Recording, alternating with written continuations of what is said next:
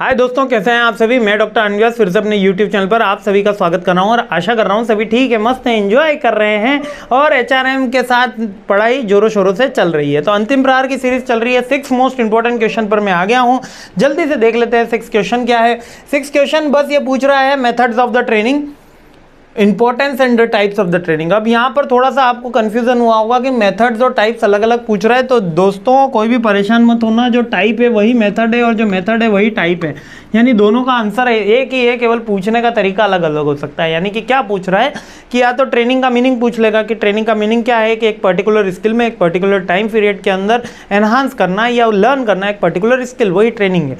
ठीक है, एक नॉर्मल वे के अंदर मैंने आपको बता दिया। ठीक है, मेथड पूछ ले या उसके टाइप्स पूछ ले, दोनों के अंदर सेम है, ऑन द जॉब और ऑफ द जॉब। अब सर मतलब क्या है ऑन द जॉब का? मतलब कि जिस जगह मैं खड़ा हूँ, मतलब जहाँ कंपनी की प्रीमाइसेस है और जहाँ मेरी वर्किंग एटमॉस्फेयर है, जहाँ पे मैं वर्क कर रहा हूँ, उसी वर्क करने के दौरान जिस मशीन पे मैं वर्क कर रहा हूँ, सब ये डिजिटल इंटरेक्टिव स्क्रीन पे मैं पढ़ा रहा हूँ, इस स्क्रीन पे ही अगर मेरे को कोई ट्रेनिंग दे दी जाए, यानी कि अगर मेरे को एक इंटरेक्टिव पैनल पढ़ाना हो, तो इसमें जैसे कि क्लीन कैसे करते हैं, मार्कर कैसे यूज़ करते हैं, कलर कैसे चेंज करते हैं, ये अगर मेरे को सिखाया जाए यहीं पे, तो वो ऑन दी जॉब होगी। कहीं सेमिनार हॉल में बैठा के, कहीं क्लासरूम में बैठा के इस पैनल के बारे में ट्रेनिंग दी जाए, तो वो ऑफ द जॉब होगी। क्लियर हो गया? तो ऑन द जॉब के अंदर कौन कौन सी होगी? लाइक जॉब रोटेशन हो गई, कोचिंग हो गई, अप्रेंटिसशिप हो गई और शेडोइंग। शेडोइंग मतलब मैं वो जैसे कर रहा है वैसे वैसे अपन को करना है, ड्राइंग में बहुत कराया जाता है, तो ये ऑन द जॉब ट्रेनिंग हो गई।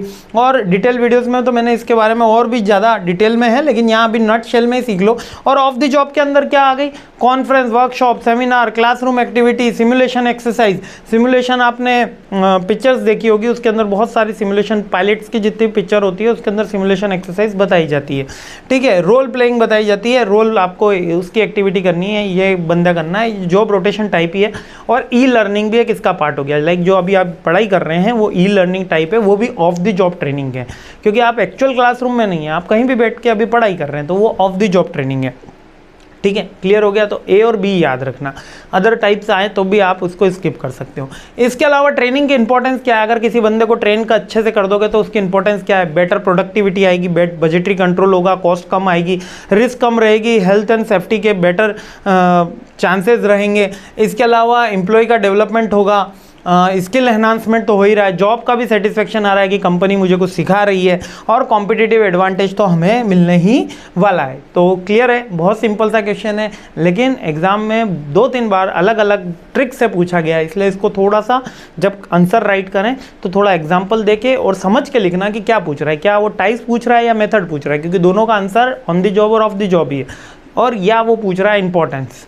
ठीक है, क्लियर है? और अगर बैरियर पूछ लिए तो टाइम हो गया, कॉस्ट हो गई, बजट या कॉस्ट हो गई, है ना, स्किल जो ट्रेनर्स हैं उसकी स्किल हो गई, और रेसिस्टेंस टू चेंज हो गया, है ना। ये 4-5 पॉइंट ही है, इसके अंदर बैरियर्स में ज़्यादा नहीं। मस्त है, बाकी कोई दिक्कत नहीं, सब समझ में आ गया। कहीं कोई डाउट हो तो feel free to comment. I am happy to help you. जय हिंद, खुश रहिए, मुस्कुराते रहिए।